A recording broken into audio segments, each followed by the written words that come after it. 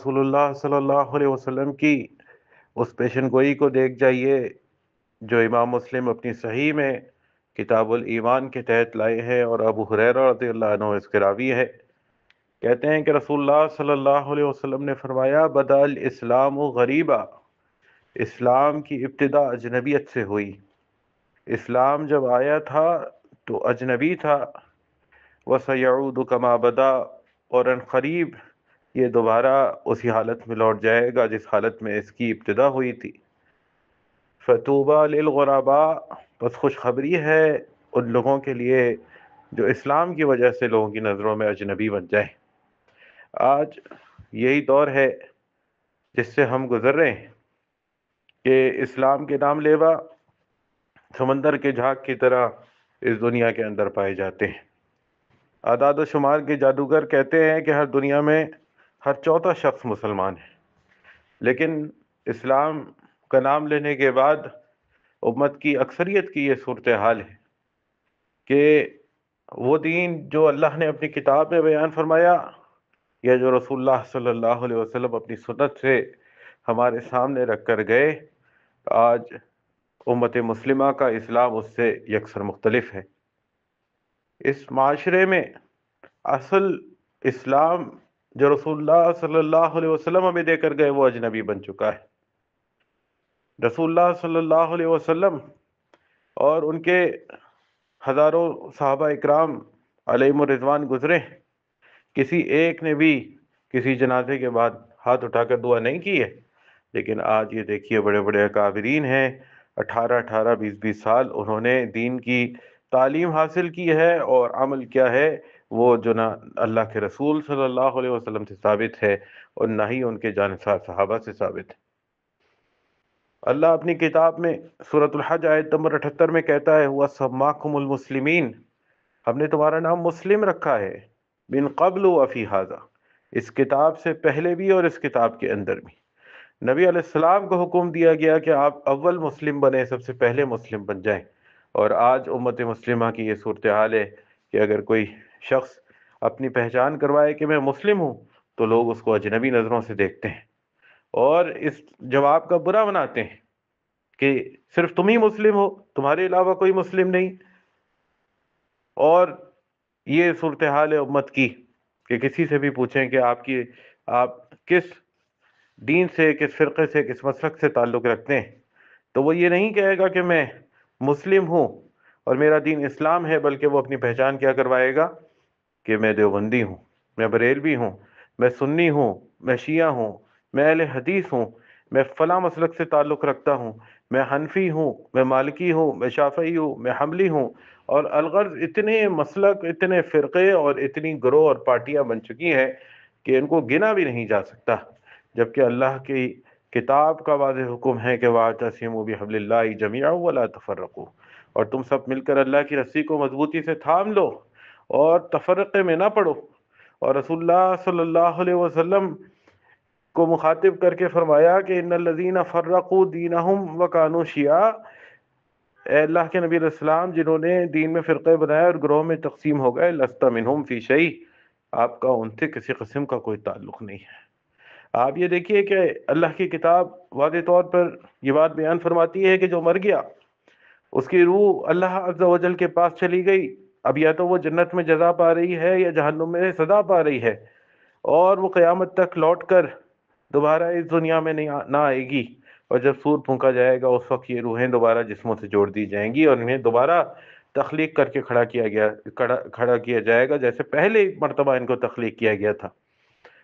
لیکن آج آپ کسی شخص کو، اپنے آپ کو مسلمان کہنے والے کو یہ عقیدہ بتلائیں کہ یہ جو تم قبروں سے وابستہ ہو، قبر والوں سے جا کے باتیں کرتے ہو، ان کے سامنے اپنی حاجات و مناجات رکھتے ہو، یہ تو مردہ ہیں، ان میں جان کی رمق تک نہیں ہے، یہ نہ سن سکتے ہیں، نہ کوئی احساس و شعور رکھتے ہیں۔ اللہ کی کتاب کہتی ہے ان تدعوہم لا يسمعوا دعاءکم، اگر تم انہیں پکارو تو یہ تمہاری پکاروں کو نہیں سن سکتے، وَلَوْ سَمِعُوا مَا اسْتَجَابُوا لَكُمْ،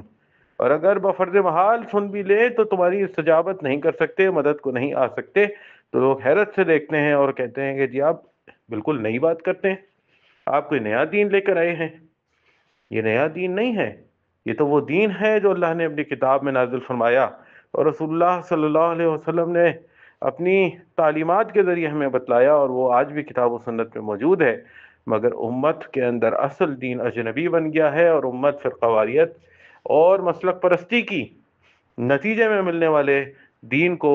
اس سے تمسک کیے بیٹھی ہے۔ آپ یہ دیکھیے کہ کسی سے کہو کہ یہ قبر والا مردہ ہے، نہ سن سکتا ہے، نہ دیکھ سکتا ہے، نہ بول سکتا ہے، اور نہ تمہاری مدد کر سکتا ہے، اور اللہ تو کہتا ہے ما یملکون من قطمیر، یہ کھجور کی گٹلی پر چڑھے ہوئے ایک غلاف کا بھی مالک نہیں ہے۔ تو بجائے اس کے کہ کتاب اللہ کے مطابق اپنے عقیدے سے رجوع کیا جائے، الٹا یہ کتاب اللہ کی دعوت دینے والوں کو گستاخ اولیاء،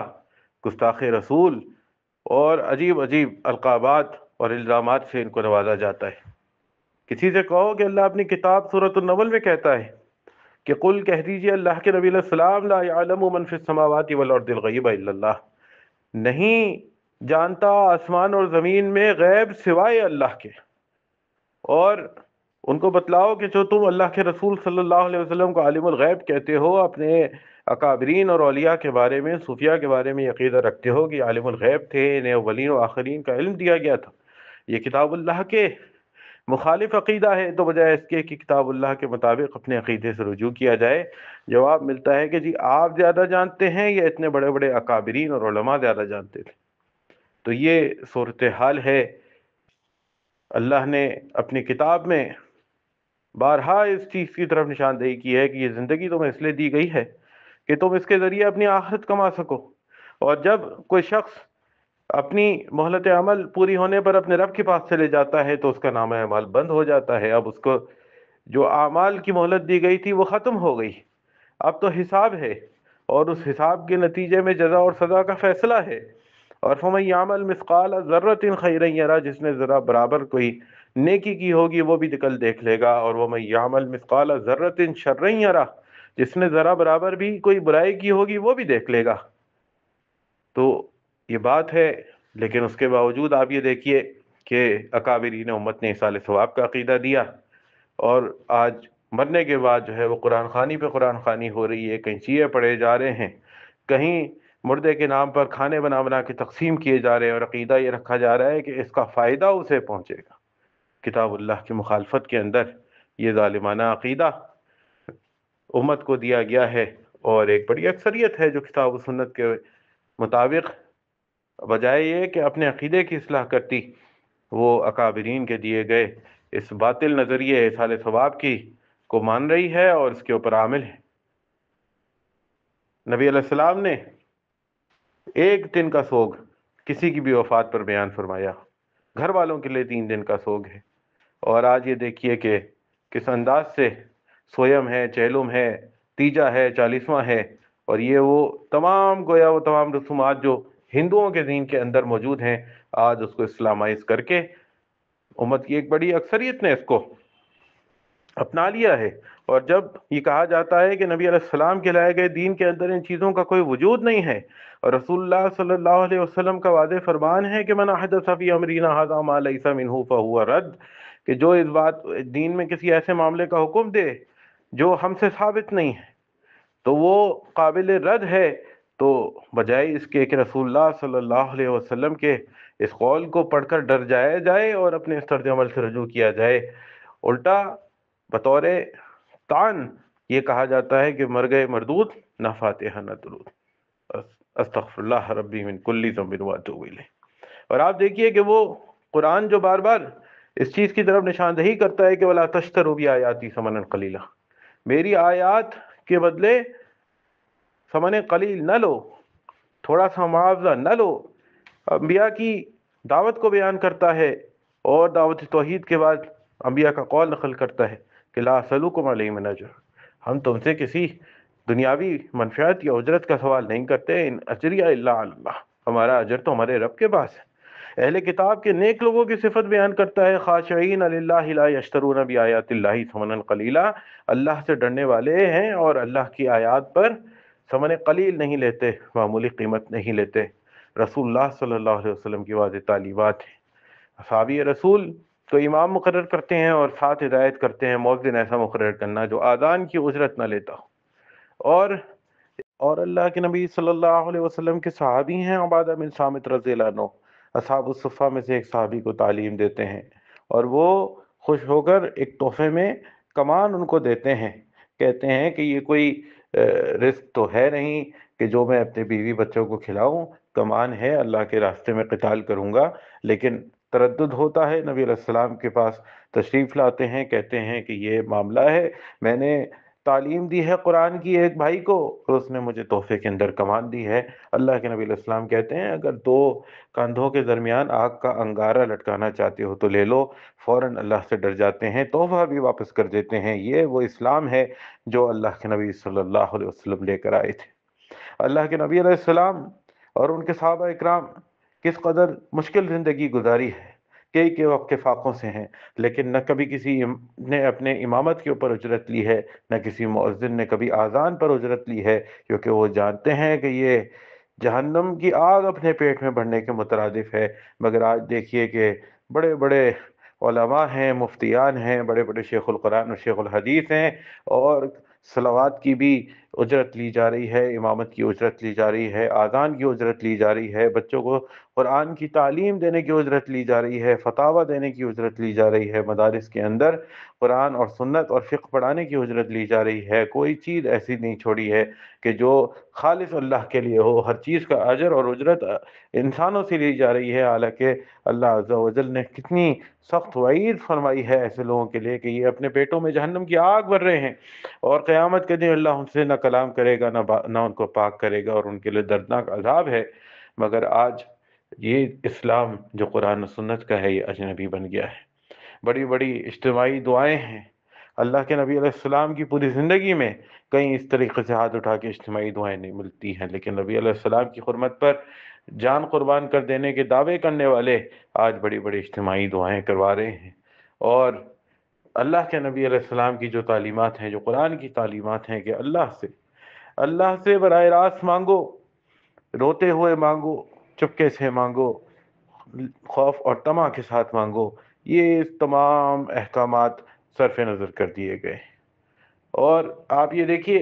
कि कुरान जिसका बुनियादी मकसद ये था कि उसको समझा जाए, ये हमारे रब का पैगाम है, हमारे नाम, इस पैगाम के ज़रिए हमारा रब हमें बतलाना चाहता है कि वो तुमसे किस अंदाज की ज़िंदगी को मतलूब है, उस रब ज़ुल जलाल को किस अंदाज में तुम ज़िंदगी बसर करोगे तो वो रब तुमसे राज़ी होगा, और कौन से वो तौर तरीक़े हैं जिन्हें तुमने अगर अपना लिया तो वो रब तुमसे नाराज़ हो जाएगा और जहन्नुम वासिल कर दिए जाओगे। आज इसे समझ कर नहीं पढ़ा जा रहा, बल्कि कुरान खानियाँ हो रही हैं और रहमत व बरकत के लिए पढ़ा जा रहा है। और यहाँ तक के बड़े बड़े फतवे आते हैं कि कुरान को समझ कर ना पढ़ना, अगर कुरान को समझ कर पढ़ा तो गुमराह हो जाओगे। ये असल इस्लाम है जो अजनबी हो गया है। और बेहिसाब बातें जो कुरान और हदीस का मुताला किया जाए तो कुछ और आपके सामने आएंगी, और कुरान और हदीस के जो ठेकेदार हैं, उलमा और मशाइख, उनके फतावा और उनके दुरूस और उनके दौरात के अंदर अगर आप बैठेंगे तो वो कुछ और नज़र आएंगी। और जो जब बात की जाए कुरान और सुन्नत की तो जवाब ये दिया जाता है कि आपको कुरान ज़्यादा समझ आया या ये 20-20 साल लगाए हुए शयूख को ज़्यादा समझ आया। तो मेरे भाइयों, यही बात है। अल्लाह के नबी अलैहिस्सलाम ने तो पहले ही वादे कर दिया था, आगाह कर दिया था कि बदल इस्लाम गरीबा, इस्लाम आया था तो अजनबी था, वह सयऊदु कमा बदा, और अनकरीब वो वक्त आएगा कि ये दोबारा अपनी इब्तिदा की तरफ लौट जाएगा। मगर उस वक्त में फतूबा लिलगुरबा, उन लोगों के लिए खुशखबरी है जो कुरान और सुन्नत को थाम लें और दुनिया की नज़र में अजनबी बन जाएं, क्योंकि बहरहाल लौट कर हमने रब के पास जाना है, उसने हमारा हिसाब व किताब लेना है और उसके बाद या तो हमेशा की जीत होगी, हमेशा की लाजवाल जन्नतें होंगी,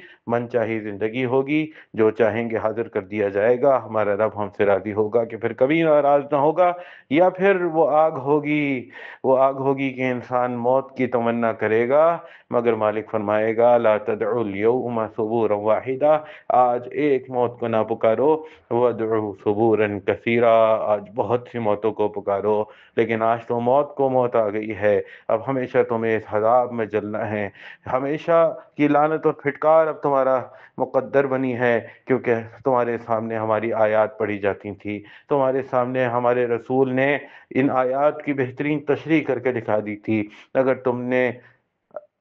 अल्लाह के नाजिल करदा दीन को अपनाने के बजाय अपने जैसे इंसानों के फतवों को तरजीह दी, अल्लाह के हराम को